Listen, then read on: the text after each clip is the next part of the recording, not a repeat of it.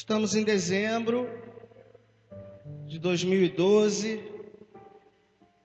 no mês do sangue de Cristo, sendo treinados por essa palavra. Eu tenho certeza que já pegou papel e caneta aí, você que se interessa. E no nosso último encontro nós falamos sobre os planos de Deus para o homem, e nesses planos de Deus não incluía de jeito nenhum a morte, né? Quem lembra disso? E que nós precisamos combater as mortes que vieram junto com Adão, com a desobediência de Adão, a queda de Adão, né? E dentre essas mortes eu citei medo, preocupação, ansiedade, conflitos, amargura, ressentimentos, doenças, enfermidades, né? A morte espiritual, tem no seu conteúdo coisas semelhantes a essas. Mas a vida de Deus é composta de direitos que o sangue de Jesus trouxe para nós. Então o homem foi cheio de vida, e foi tão cheio de vida que teve que aprender em centenas de anos a morrer, né? Nós falamos sobre isso.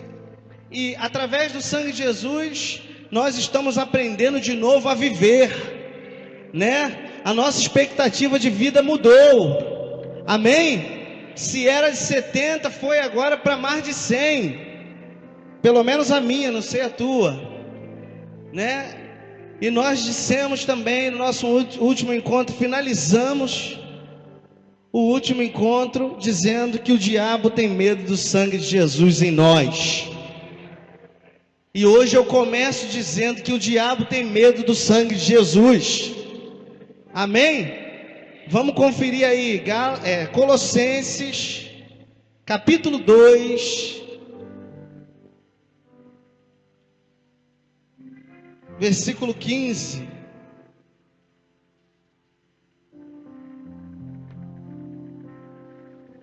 Olha lá.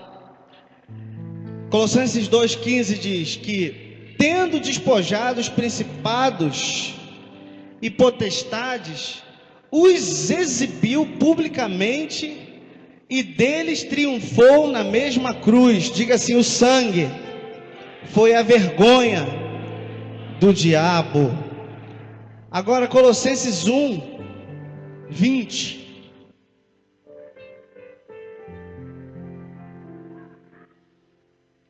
Colossenses 1:20. Havendo por ele feito a paz pelo sangue da sua cruz, por meio dele reconciliar-se consigo mesmo todas as coisas, tanto as que estão na terra como as que estão nos céus. Havia uma separação entre o homem e Deus, e através do sangue, pelo sangue da cruz, houve um pacto de paz, e o próprio Pai trouxe esse resgate, essa aliança para nós. Isso é motivo de muita alegria para você, isso é motivo de muita alegria para mim.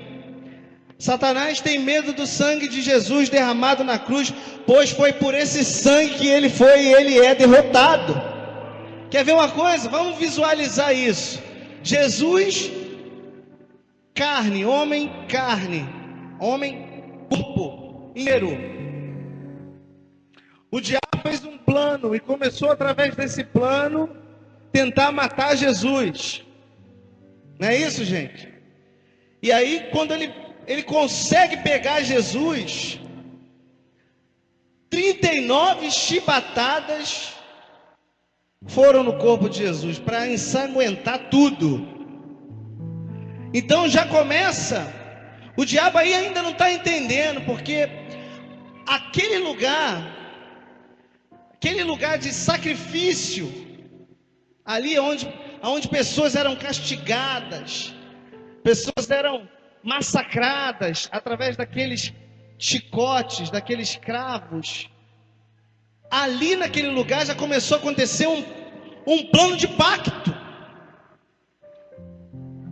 e o diabo não sabia disso, e você vai entender o que eu estou falando no final. Então, o sangue é o que faz sacrifício por nós. Olha Jesus na cruz, gente. Todo aquele caminho que ele fez, daquele lugar onde ele foi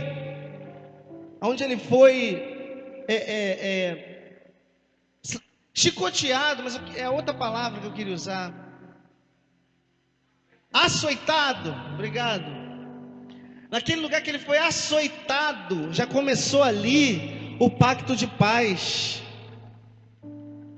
Depois ele sai dali caminhando até ele chegar no Calvário. Todo aquele caminho foi um caminho.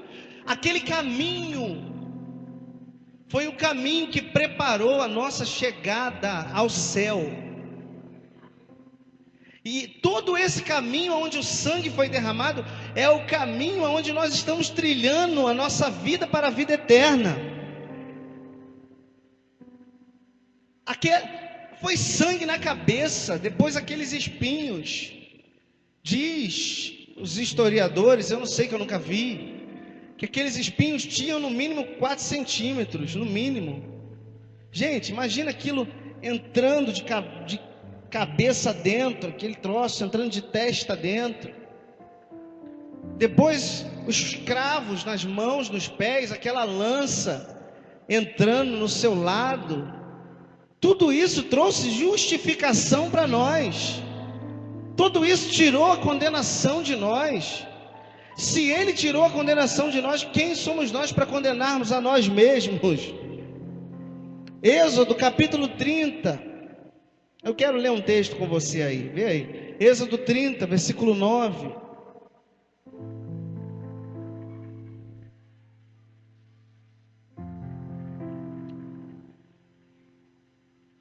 Não ofereceis sobre ele incenso estranho, nem holocausto, nem oferta de cereais, nem tampouco derramais sobre ele ofertas de libação. Versículo 10. E uma vez no ano Arão fará expiação sobre as pontas do altar, nas pontas do altar, com o sangue do sacrifício de expiação de pecado. Fará expiação sobre o altar, sobre ele, uma vez no ano pelas vossas gerações. Santíssimo é o nome, é o Senhor. O sacerdote, que não era um sacerdote isento de pecado, entende isso? Arão não era um isento de pecado, ele era escolhido para combater primeiro o pecado nele, para poder fazer o sacrifício pelo pecado do outro. Aí o Senhor está dando uma ordem ali a Arão, para que quando fosse oferecer o sacrifício para cobrir o pecado, para apagar a transgressão, para anular o pecado do povo e dele também, naquele ano, o Senhor está falando no versículo 9 o seguinte, no 9, vocês não vão, Arão não vai oferecer nenhum incenso que não seja o incenso da carne daquele bicho que foi sacrificado. Não vai ser incenso estranho, não vai ter oferta de cereal, não vai ter derramação nenhuma que não seja do sangue. Mas primeiro, Arão, deixa esse sangue derramar na ponta do altar. Depois que as pontas do altar estiverem cobertas, então aí você derrama o sangue no restante do lugar, para sacrifício pelo pecado do povo. No Antigo Testamento, a gente vai ver muitos símbolos e muitas imagens que retratam a crucificação. Quando o sumo sacerdote entrava no Santo dos Santos no dia desse sacrifício, para oferecer esse sangue pelos pecados de todos, ele precisava fazer isso por ele também. Ele tinha que sacrificar por ele também, porque ele também era concebido em pecado. Na verdade, esse ato só revelava o que estava por vir no futuro. O que estava por vir no futuro? Qual o altar em que foi derramado o sangue de Jesus verdadeiramente? A cruz. Ano após ano, o sacerdote tinha que fazer isso para cobrir. É como se pegasse um pano hoje, e um pano grosso, um pano que não dá para ver por baixo, e tapasse uma situação. Vamos tapar isso aqui, ó. O sangue do animal era para isso, tapar a situação por algum tempo. Já falei sobre isso com você. Mas esse sangue de animal não era um trabalho definitivo. Quantos entendem? O trabalho do sacerdote, na verdade, não era um trabalho bem feito. Era um trabalho com validade. Era um trabalho que daqui a 1 ano teria que ser feito de novo. Não era algo concreto, firme. Por quê? Como pode o sacerdote sacrificar para apagar o pecado de alguém, se ele também tem que apagar o dele? Pecado não cobre pecado. Então, para que isso fosse resolvido, veio quem? Um sumo sacerdote. Aleluia. Um sumo sacerdote, um sacerdote que pôde não só cobrir o pecado, mas apagar o pecado, porque nele não havia pecado. Ele tomou o pecado, assumiu o pecado, substituiu o pecado pela santidade. Ele trocou, ele deu o que era santo. Toma aí, humanidade, santidade sobre você, um manto de justiça sobre vocês, um manto de verdade sobre vocês. Todos que estiverem posicionados debaixo desse manto, seus pecados serão aniquilados, apagados, resolvidos. Aleluia. Um verdadeiro cordeiro fez o último sacrifício, o único sacrifício, a última expiação. Um trabalho perfeito. E por isso não necessita ser repetido ano após ano. Amém. O sangue dos animais tinha vida de animal, fôlego de animal. Mas o sangue de Jesus tem a vida de Deus, o fôlego de Deus. O fôlego de animal não podia dar fôlego para sobreviver o ser humano em santidade, mas o fôlego de Jesus, o fôlego de Deus, que é o zoe de Deus, a vida de Deus, foi soprado de volta em nós através do sangue. Corre em nós, não mais sangue de animal. O sangue derramado eliminou o pecado, o efeito do pecado. Aleluia. 2 Coríntios 5, 21. Você já decorou, mas vamos abrir para ler junto.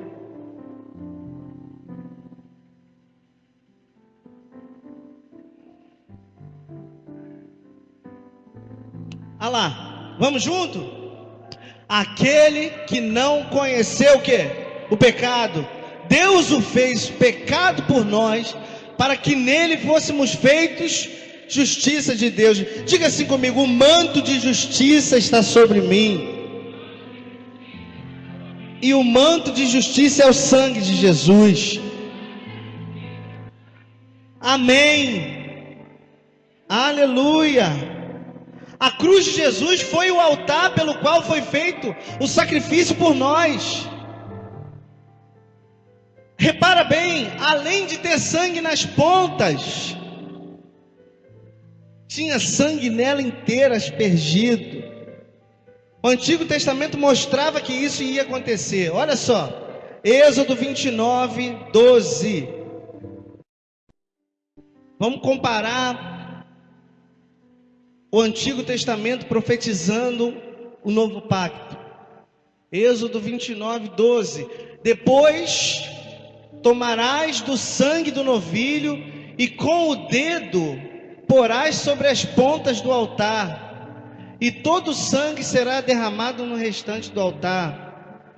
Assim, olha, molha o dedinho lá no sangue do bichinho e na ponta do altar. Depois molha o resto. Esse sangue na ponta do altar, na verdade, era para sacrificar pelo sacerdote.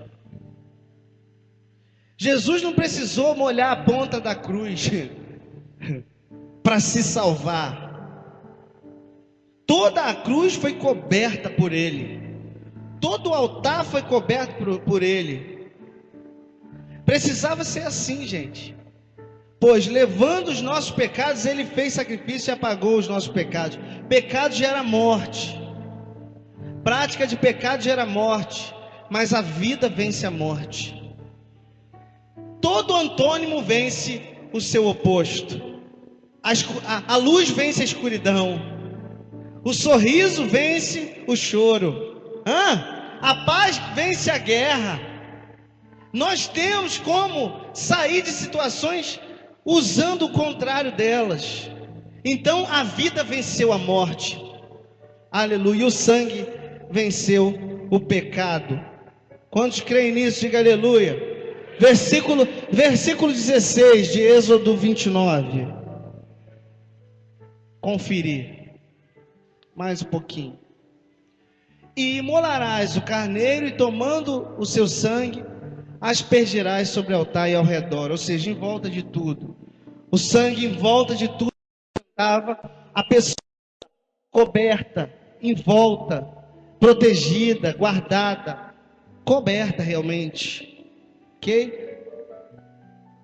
O pecado gera morte, mas a vida vence a morte. Os sacerdotes, eles eram ungidos pelo sangue. Percebeu isso? O sacerdote, ele era ungido pelo sangue. Coloca o versículo 20 aí de novo para mim. 29, Êxodo 29, 20. Todas as cerimônias do Antigo Testamento apontam para o Novo. Repara bem. Olha lá, ó. Com o polegar da sua mão direita e sobre o dedo polegar do seu pé direito aspergirá o sangue sobre o altar e ao redor. Na ponta da orelha direita de seus filhos, também na sua orelha direita. Olha como é que era a unção do sacerdote. O sacerdote ungido era o sacerdote que tinha sangue sobre ele. Imagina, gente, se hoje, cada vez que a gente fosse orar, tinha que pegar trazer uma tigela de sangue. Aí vou oferecer a oferta a Deus. Então pega o sangue, passa na ponta do pé, agora passa na ponta da orelha, também na ponta da orelha dos filhos. Quando alguém via esse sangue, identificava o sacerdote. Sacerdote ungido, ele tem nele essa marca, esse manto. A justiça de Deus está sobre ele. Aleluia. E nós estamos debaixo desse sacerdócio real. Aleluia. Sabe quando eu leio isso e eu consigo enxergar a cruz lá na frente, porque o altar do passado nada mais é a cruz de hoje. Só que não para nos condenar pela lei, mas para nos salvar pela graça. Aleluia. Eu lembro de Colossenses 1:26, que fala que é um mistério oculto que seria revelado desde os séculos. Vamos ver o versículo direitinho, ó. O mistério que esteve oculto, dos séculos e das gerações, mas agora foi manifesto àqueles que foram santificados. Nós fomos santificados pelo sangue de Jesus. Quantos podem dizer aleluia? E se Satanás soubesse disso, gente, ele não... Quando lá em Adão, Fábio, quando Adão quebrou aquela aliança, o plano principal de Deus, o plano primeiro de Deus era que não houvesse plano de morte para o homem. Amém? Nós aprendemos isso. Não havia plano de morte para o homem, mas aí o homem foi e Deus disse para ele, ó, não coma daquela árvore. Ele foi lá e executou sua sentença. E Deus começa a criar um plano. Deixa eu dizer para você, não tem situação difícil e não tem situação ruim na vida daqueles que estão debaixo desse manto. Todo o mal aparente ao teu redor, quando você está posicionado, quando você está o quê? Se você está no lugar certo, debaixo da palavra certa, debaixo da obediência certa, e pega isso para você, todo o mal aparente ao teu redor nada mais é, recebe isso, do que uma cooperação a teu favor. É uma cooperação a teu favor. Eu fui mandado embora. Fica quieto. Fica quieto, não fala nada. Você está posicionado? Está no lugar certo? Está renovando a sua mente por essa palavra verdadeira revelada a nós? Se você está, essa situação vai virar uma minhoquinha no anzol. Essa situação vai virar uma isca a teu favor. Não me pergunta como. Eu só entendo isso quando eu olho para essa situação de Adão. Deus tinha um amor, uma vontade de criar o homem. Ele não fez o homem porque ele estava sem ter o que fazer, né? Vamos, tá fazendo o quê? Não tô fazendo nada. Vamos criar o homem. Então vamos. Não, Deus não estava na cadeira de balanço, trocando ideia com o Filho e com o Espírito, e de repente, vamos brincar de fazer humanidade? Não foi isso, gente. Era um plano, é um plano de amor a nossa existência. O que está em Deus é tão grande que Ele multiplicou isso, e nós somos o resultado dessa multiplicação. Amor de Deus multiplicado é igual a nós. Só que tem um monte de ingrato que não quer entender isso. Não se posiciona e se perde. Quem não se posiciona se perde, Grace. Não adianta. Você não vai conseguir fazer nada por ninguém se essa pessoa não quiser. Então não adianta a gente ficar gastando tempo com pessoas que não querem ouvir. Isso te cura, Grace? Amém. Então, Deus faz o primeiro plano, criou nós. Aí o trouxa do Adão deu mole.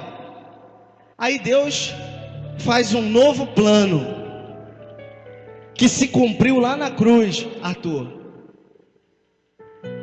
O diabo que enganou o homem, que seduziu o homem, e que tirou o homem do posicionamento, a serpente, não está escrito lá? A serpente virou minhoca. Como assim, pastor? A serpente que quase destruiu o homem, virou minhoca. Como, pastor? Me explica isso. Porque a serpente achou que conseguiu alguma coisa com a humanidade, e que conseguiu derrubar o nosso pai e os planos do nosso pai, e veio desde o Éden tentando fazer a mesma coisa com outros homens, e achando que Jesus era homem, começou a tentar seduzir Jesus. Olha, se lança daqui para lá, sabe, lá no deserto. Aí viu que não conseguiu seduzir Jesus, achou o diabo que estava fazendo um plano de matar Jesus. Achou o diabo que estava fazendo um plano para matar Jesus, porque ele não conhecia o plano real de Deus desde o Éden. E aí o diabo vai e incita Judas, incita o povo, aí pegam Jesus e levam para o açoite. Aí o diabo está pensando que está lá. Comecei em Adão e vou terminar nele. Acabou. Eu matei a criação e estou matando o Criador. Trouxa.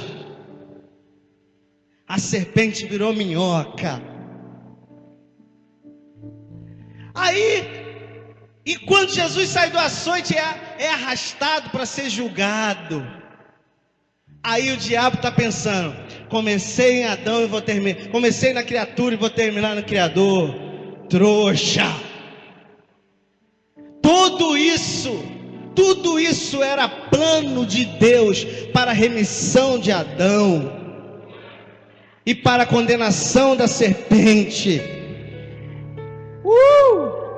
E depois disso, o diabo acha que está levando, Fagner, Jesus para a cruz, e de repente algo acontece. Jesus diz assim: em tuas mãos eu entrego o meu espírito, e está consumado. Aí o diabo, a serpente, pensa assim: matei a criatura e acabei com o Criador, eu venci. 3 dias depois, o inesperado acontece. O manto de sangue vai baixar lá no inferno. O manto de sangue se apresenta para o diabo e diz: eu estou tomando de você todo o direito que você tomou de Adão, que Adão te entregou. Eu imagino isso. Eu não tinha planos de morte para a humanidade, e você conseguiu fazê-los acreditar que era para morrer, mas eu estou substituindo a morte deles pela minha vida, através do meu sangue. Satanás caiu no plano da vitória de Deus. Ele foi a grande minhoca desse anzol. Pensou que ia derrotar? Sabe aquela situação que a pessoa está se achando, e na verdade ela está sendo a grande vítima? Foi isso que aconteceu com Satanás. Ele achou que estava vencendo, na verdade ele estava sendo usado para que houvesse retorno de vida para todos nós. Amém? Quando você for tentado a desistir em tempos de provação, lembre-se de Romanos 5,17. Agora, ele sabe que a vida foi nos dada de volta, mas ele continua tentando enganar alguns, mas ele não vai conseguir enganar você, porque se pela ofensa de um só a morte veio a reinar por esse, muito mais os que receberam a abundância da graça e o dom da justiça reinarão em vida por um só, Cristo Jesus. Ele é o nosso Salvador, Ele é o Rei da Glória, Ele é o autor da nossa vitória. Coloca o 19 aí, Romanos 5,19. Obrigado, Senhor, por esse respaldo. Porque assim como pela desobediência um só homem, muitos foram constituídos pecadores, assim também pela obediência de um serão constituídos justos. Aleluia! Se você se posiciona debaixo dessas verdades, não tem como você ser derrotado, não tem como você ser destruído. O sentimento de desistência é sentimento de quem está sendo ministrado pelo diabo, e por quem, olha, gente, não tem motivo para se desviar. Quem se desvia não pode colocar a culpa em ninguém, porque quem se desvia está desistindo do sangue, está desistindo do plano, e está dando ouvido à serpente de novo, está sendo um novo Adão. Amém? Eu quero que você aceite no seu coração de que não há mais condenação para você, de que de verdade as coisas velhas já passaram, que se você se posicionar, vai dar tudo certo, porque é uma promessa de Deus dar tudo certo na sua vida. Não fica por aí correndo atrás de coisas para resolver situações. Resolva a situação, se resolva com o Pai. Deixa a vida de Deus entrar em você e assumir o controle. Não deixa a minhoca te perturbar. Minhoca. Tem até uma musiquinha, né? Minhoca, minhoca. Você é uma boboca. É isso que o diabo é. Um cara, um troço que se achou e que foi isca do grande plano. Gente, de verdade, se Jesus se apresenta no céu assim, ó, em efeitos especiais assim, ó, flutuando, naquela época, vem assim, ô Henrique, assim, ó, e diz para a humanidade assim no céu: eu sou o Messias, eu vim para salvar vocês, todo vestido de rei. Alguém ia duvidar? Não. Mas o cara vem, assume o lugar de servo, derrama um manto de justiça, substitui o mal pelo bem, a morte pela vida, o fracasso pela vitória, a doença pela cura, a miséria pela prosperidade. Ele substitui tudo da forma mais simples possível. Aí a humanidade não quer, porque é fácil demais, e fica ouvindo a minhoca. Às vezes a gente fala alguma coisa, né? Tá com minhoca na cabeça? Fala isso. Então. Aí, descobri de onde veio isso. Tá com minhoca na cabeça? Não. O grande plano de Deus, o plano definitivo de Deus, foi amor, é amor e será amor. Diga assim: eu vou vencer todas as partículas da morte. Aleluia. Vamos ficar de pé para orar agora.